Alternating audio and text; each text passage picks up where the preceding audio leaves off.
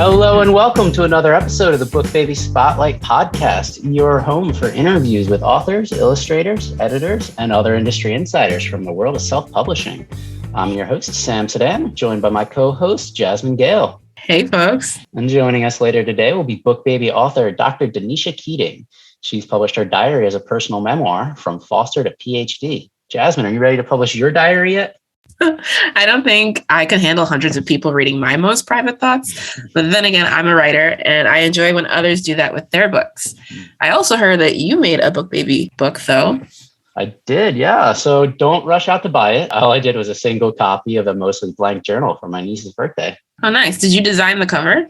I did, yeah. Despite my limited knowledge of InDesign, I had to go over some of our documentation as well to learn how to use our template. But the cover is pretty simple. Her middle name is Rose, so I put a clip art outline and then filled that with red and the stem with green.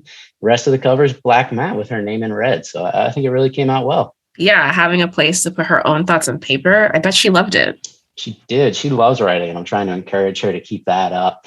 And only 11 now, but maybe we'll publish one of her books sooner rather than later. Awesome. I love it. And you said you used our templates. Did you buy templating services?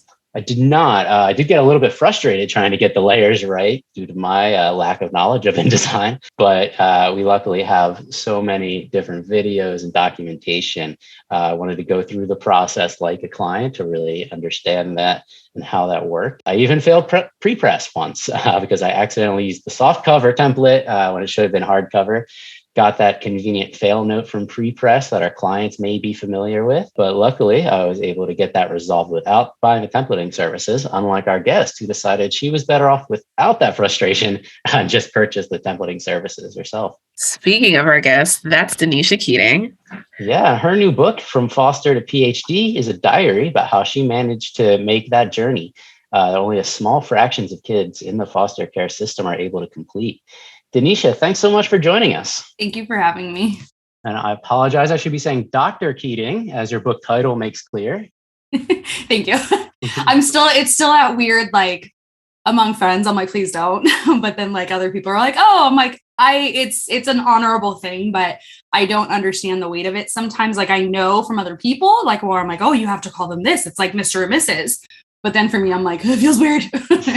It definitely feels weird. Well, your book is kind of framed as a diary. So my first question is, are these all written on those days? How much editing did you do to go back afterwards and develop? There was very little editing to do. And mostly what it was making sure the year was right. But this was like from different journals from high school to now, which was kind of scary to open up on because there were feelings and emotions I never told anybody about. I just kind of hid them. So exposing that, I felt very exposed putting it together. And I was like, oh, I don't want to put this in there. And then I was like, no, like to keep the integrity of being raw and honest with other kids that are in the foster care system, it was really important to put every single entry in there. And I think just to kind of highlight, like, you're not the only one who feels that way. You're not alone. And it's okay that you feel these emotions.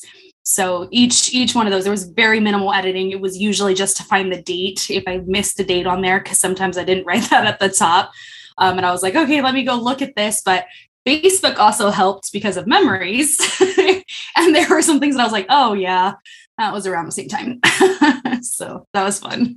So one of your entries that I found really intriguing was regarding the memoir, The Glass Castle. You were assigned to write a letter to the author and included that in your book in its entirety.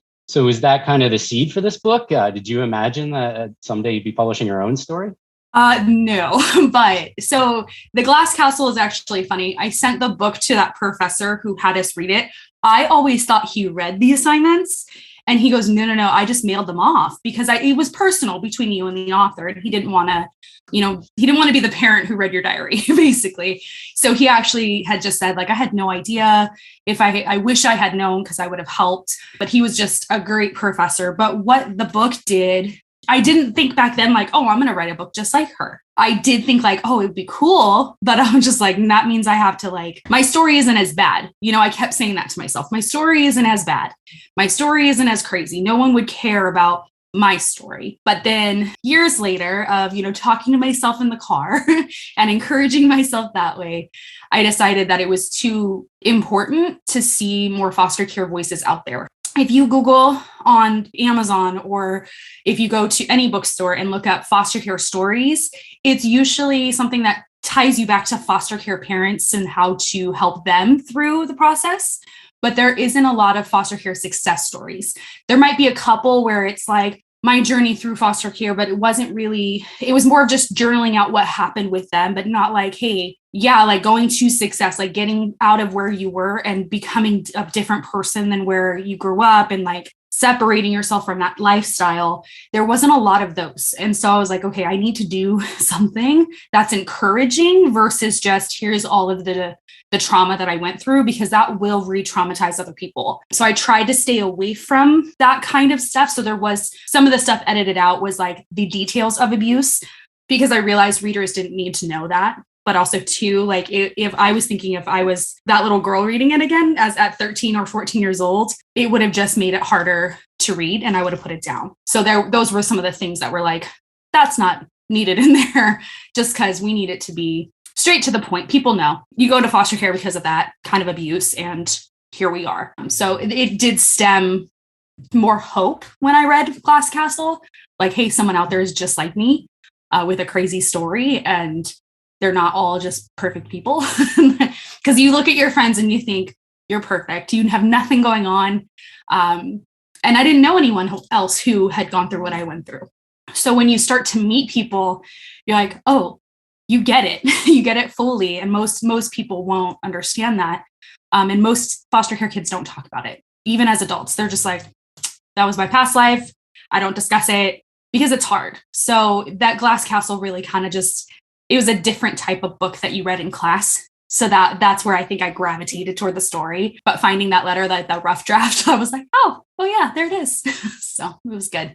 I really love what you were saying there about like not wanting to put too much of the details of the abuse, but the reality is that is a huge amount of emotional challenges that foster kids go through. And I'm curious, because in your book does a beautiful job describing that, but I'm curious, how do you feel like support programs give the right resources to kids? Do you feel like there's enough funding?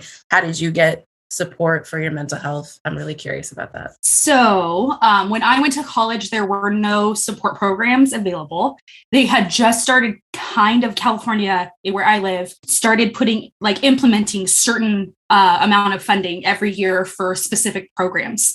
And so what they said was, we'll create like 20 or so foster care programs at colleges. Now within California, every community college has a designated person for foster care. And then I think there's like 80 something actual support programs at these colleges. Their funding is still needed. It's year by year funding, which is really hard because basically you're running through this year. You don't know if you have funding for next year. You have to wait for the state to come out and say, yes, we're still funding this. You have the right numbers. You have the right success rates. Here's more money, or here's no money at all. So some colleges have actually decided to put that funding within their budget, while others are saying we just can't do that, which is hard because there's a lot of things happening in that arena. But they do try to help students emotionally by sending and helping them get connected to counselors on campus. Every school has a mental health facility or a health office that a student can go to get counseling. And I think it's, some schools it's 4 sessions a semester, others it's 6 sessions in a semester.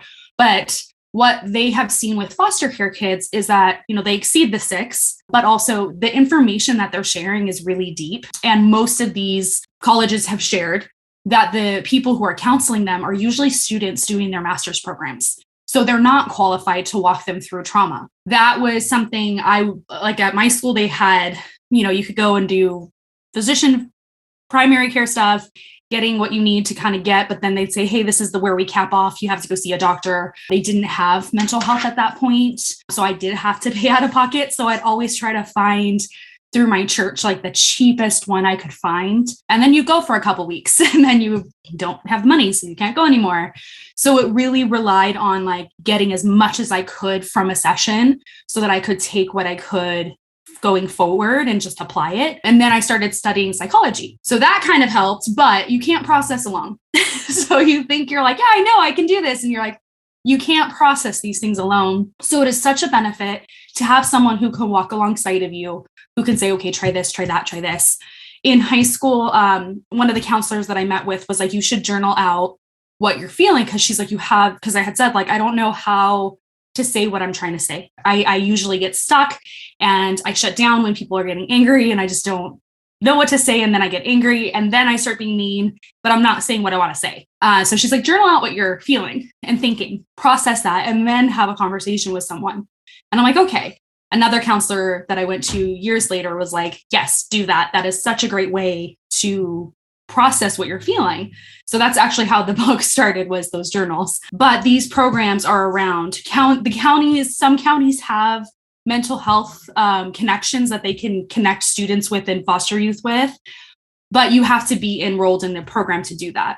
So if you're over the age of 18 or 21, you typically lose all those services and you're kind of SOL on your own, which is really hard because you're just like, okay, I'm fine, I'll figure it out. But you really don't know how to at 18, 19, 20 years old. It's a hit or miss. It's hard. You have to do a lot of looking yourself. And I think that's why a lot of people give up already. It's a hard process to do alone, to say, yes, I need to go see a counselor. And then you have to find someone and hopefully they're good and they're in budget. And if they're not, that it gets kind of one of those things that it's either food or counseling. And that's kind of where I've been in before, where it's, I get to eat today or I go to my counseling session. But there are counselors out there who will meet your budget. So that's always a good plug to know. But then there's county resources you can tap into as well. And then if you're in school, tap into your university or college counselors. Great advice. So I'm curious how your feelings personally have evolved over the years about child protection services. It seems like I would imagine real early on, it kind of exists as a boogeyman in your life that, been threatened with these people coming, seeing what they can do and how they can disrupt your life. But now it sounds like you have some experience working with them in your professional life as well. Yeah, it's hard because you do when you're hit with foster care or CPS, you're kind of like, oh, you're mean, evil person. Now, what you do recognize that there are some good people out there and some bad people out there. And unfortunately, some of us will have bad CPS workers and people who just don't care. It's really hard to be a child in the CPS system because of the fact that your voice is hardly ever heard. It's all about making, the family reunified for who? The parents, not really the child. When we look at it in reality, like the goal is to make sure the child is safe. However, who is proving that to the system? The parent is. So sometimes you have a parent who's able to manipulate and to show kind of that they can do whatever they want by being nice and getting good with your CPS worker. And that was my parents. My parents were really good at that. So I recognized early on, I'm like, yeah, there's some really great CPS workers and some not so great ones, but also my parents are really good at manipulating people. So, they can make someone who is investigating them go to be their best friend and then they're having lunch with them. Super weird to me because I'm just like, how do you do that? It's just not good. You should be fighting for your kids, not for relationships with people in high places. As I've grown older, I realized a lot of friends who have gone into being a CPS worker or being a therapist or a teacher, I realize there's still a lot of good people out there, but I realize the system is still very broken because it is a system that is very complex. So now in my 30s, I'm like, I'm going to go back and start helping them just understand what it's like as a foster care kid, as an educator, where we see it on the education side.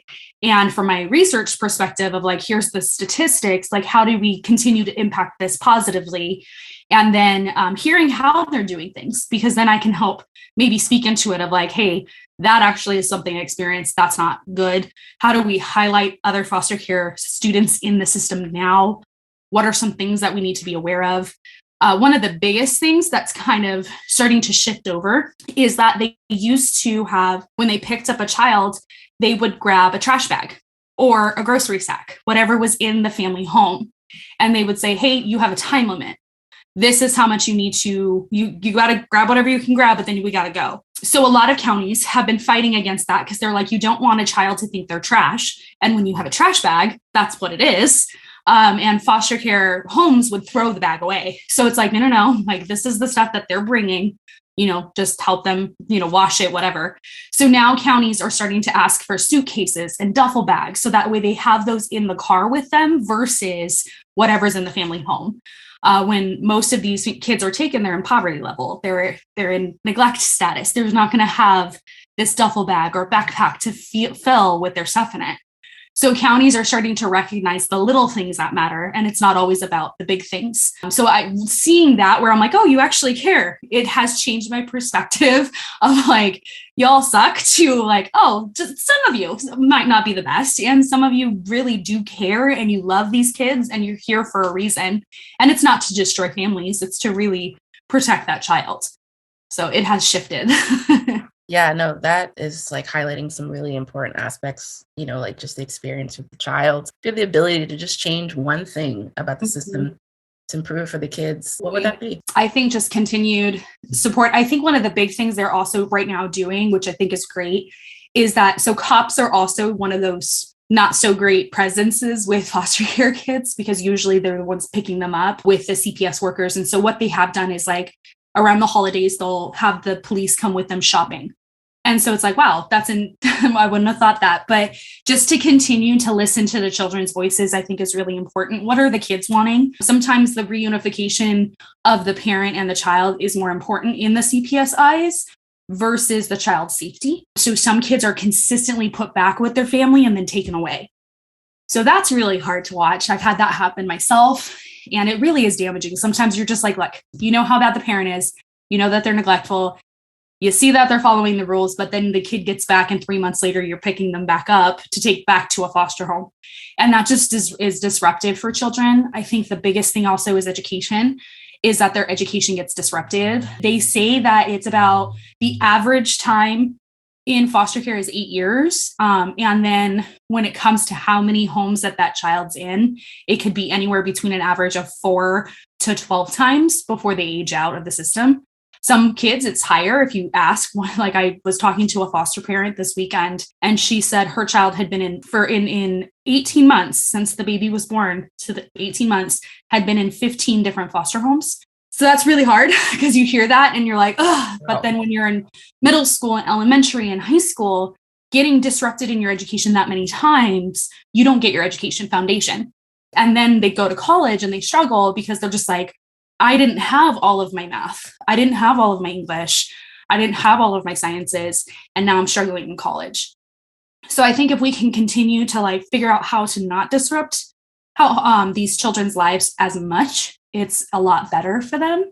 But it's when you hear the statistics and you hear this stuff, you're just like, oh, this is heartbreaking. And you want to do more. And then the last thing I would say is not to make the statistics a barrier for students and for foster care, but actually like a positive, like, yes, 50% of high schoolers in the United States that are foster care are not going to graduate.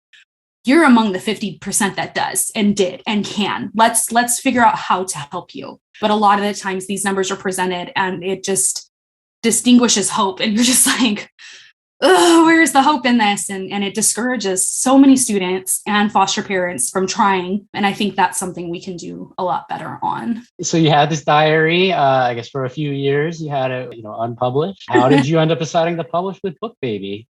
So that was actually a process because of the fact that I had originally used Amazon's printing services and I got the book back and I was just like, this isn't what I want. It was great for that first book I did. But for this one, I was like, I want it to look more professional. And so I was looking at price and distribution. How did that go out? I didn't want just books. Like I wanted it to get into, on Amazon and get into other books and book retailers and stuff like that. So when I was looking, BookBaby was the only one who offered both. And it wasn't super expensive. Other places were offering like, oh, you can go meet these people and you can go and do this and that. And I'm like, I don't want all of that. I don't want to go to New York and then have to pay all of this money. Like, I just want to print the book and then get it out there. And then when I'm ready to take it to the next level, I guess, then I can consider like going to New York and pitching the book to somebody. But that was how, price was a really big factor, how many people it would get out to, how many retailer stores it'll show up on, because it just brings more awareness to it. And I think that was that was how I found it. And I was like, oh, BookBaby. Okay, what is this? And then I looked into it and it was everything I was looking for. So you didn't use this for cover design, though? No. But I noticed you did purchase templating, which I don't think we've ever talked about on the podcast before. Yay, templating. I was just going to ask, why did you purchase that? How did you get your cover designed? Why was this the service that worked for you? So my little sister actually drew the cover of From Foster to PhD. And so I didn't want anyone messing with it. So when I asked, I was like, I already have the art design. I don't need anyone to do that, but I need to make sure it fits on the book and it looks good, because when you kind of stretch out an image, it's too much. And so when they were like, oh, here's the templating service and, fit it onto this. And I had some trouble with it. So I was like, I can't figure it out. And they walked me through, they're like, here's another video. If we need to call you, let us know. But I was able to do the book, business cards, and the bookmarks, and they all turned out really, really good. So I loved that it was that easy just to like, here's the template already for you. You're not trying to figure this out on your own. And then if it isn't working, we'll send it back before fully printing it so you can make sure that it looks good to you. Yeah, absolutely. That's what we pride ourselves on, being able to fit any author's need, even if they don't need our more deluxe services. So for such a personal story, I'm curious if you've allowed members of your family or friends to read this and what the reaction has been. Several family will not read it because it's just, it kind of triggers back to old life stuff, and that's hard. There's tons of friends who actually have gotten it and other family members who have, and they've read it. Family, usually it's like, yeah, I knew what happened, but I didn't know how you felt. And so seeing that was new for them. But then there were other people who were like, I knew something went on. Like I knew you had not a trouble. They're like, I knew you were a rough person and like you had a rough life, but I didn't know exactly what it was. And so they're just like, this is amazing to see that you were vulnerable in that. But also like the big thing was a lot of people were like, I liked seeing your spelling go from like a high school spelling to like at the end of the book, it was like, okay, she's also improved in her spelling. And I thought that was kind of funny. They're like, did you do that on purpose? I was like, no, it was just the journal stuff. I just didn't spell check it because it's a part of it. Like you don't spell teacher right. That was why I was asking about editing early on. I know. And they were like, are you sure? And I was like, yeah. They're like, there's some. And I was like, I know. But they were really like, when I said it's actually a part of, just because it's old journals, and like I want people to see that it's not just an emotional progression, it's academic as well. And they were like, oh, okay, we won't mess with it. And it was just understood, and which was really nice. Yeah. And it kind of, it's like someone else was like, hey, did you mean? And I was like, yeah. And then they started reading along and they're like, oh, like I see that in this one chapter, it's spelled 6 different ways. And I'm like, I have dyslexia. And that's something I talk about within this book, is that when I found that out, like I couldn't figure out why. Like I would look at that and think it was right, but then realize I'm like, oh, it's not right. Like that's not how you spell that. And I still struggle with it today. So it's actually kind of funny that looking back on it, I had to be very careful because I almost started spelling the same words wrong again. And I was like, oh, that's not the right one. Thank the Lord for spell check. Like that is my friend. So how are you going about promoting this book then? So it's kind of all over, but in a great way. So I've been working with the support programs at the community colleges here in California, just promoting the book itself and just saying, hey, bring her in as a guest speaker to talk to foster care kids. And in that, we've been selling the books. So I think we're around 500 books sold, but before May, it was like less than 100. So it really helps when you just take the chance and the leap of faith of like, let me just email this out to people. Let me post it on social media. I'm still trying to figure out the social media game because that's hard, but I'm seeing more direct, like if your story aligns with a specific group of people, start emailing people in that field so that they can see the story, so that they can promote the story. But we're being able to really push that forward through the support programs, and they're giving it to foster care kids, which is like my only hope, is that more foster care kids can see this story and be like, oh, this person understands me a little bit more than I would have expected. Awesome. So you spoke off air about having some difficulties with TikTok. Can you tell us about that? TikTok. I don't know the algorithms. It's hard. Social media is hard. I think social media is hard because you just don't know what to post. And then you don't know how to get people to view it. Like one video I posted it had like a song attached to it. And then so I was like, oh, that kind of had a lot of views. So I went and did the same thing with another song, but that song I don't think is as popular. It's a whole thing. I just don't understand it. So it's a whole algorithm thing, but there's people out there who can help you. I just haven't invested in that part yet. I should. I just don't know who the right person is. That you want to really know you're getting someone who knows what they're doing. Yeah, no, it can be a wild game out there with social media, but like you said, just you keep putting yourself out there, keep trying what works, what doesn't.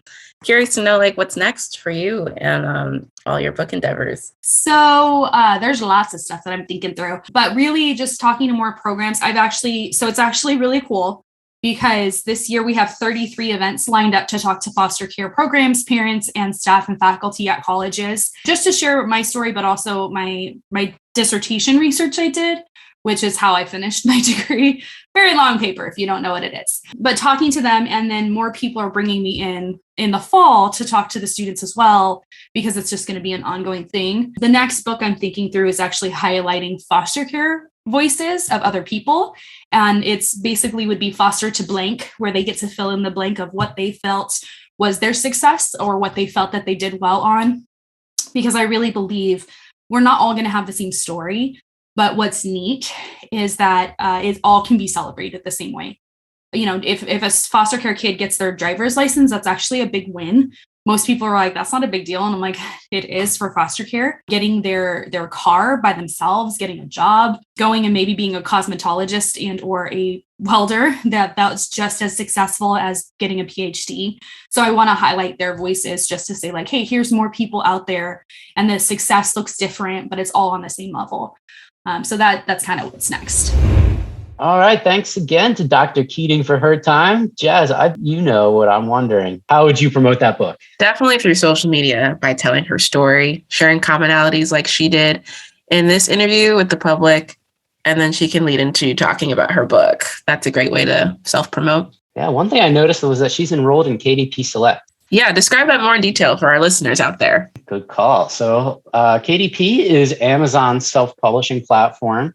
KDP Select, or sometimes we call it Kindle Select, is an option where you're signing your book up, which adds you to this program.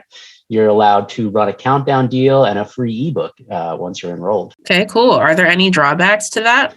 Yeah, so the main one is that you are granting Amazon exclusive access to the ebook for that 90-day enrollment period. So you're only allowed there, but you do get to run some cool deals. Okay, that is a great way to promote for our indie authors out there. Yeah, absolutely. And they can choose that option in the Project Center when submitting their book through BookBaby. We'll manage that for you. You can schedule your promotions right in your BookBaby account, or alternatively, the client can sign up via their own KDP account, choose no ebook partners when checking out with us, and submit the file that we convert for them directly on their own KDP account. So when you're done and want to distribute the ebook more widely, just shoot us an email and we'll add the other distribution partners on. Now, this is only for the ebook, so your POD, print-on-demand distribution, would not be affected either way. Very cool. BookBaby, as always, trying to be the one-stop shop for all of your publishing needs. Yeah, absolutely. And before we get out of here, any book recommendations? What are you reading? Right now, it's The Mount Is You by Brianna West. It's a great self-help and development book.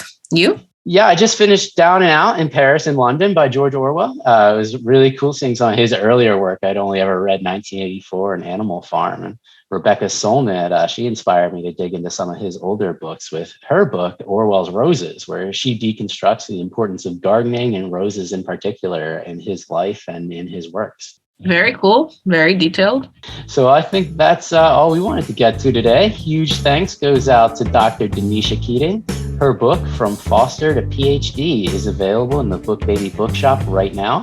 That's store.bookbaby.com. If you're interested in publishing your book with BookBaby, we want to hear from you. info@bookbaby.com, or call us at 877-961-6878. And we'll be back next month with more stories from the world of self-publishing.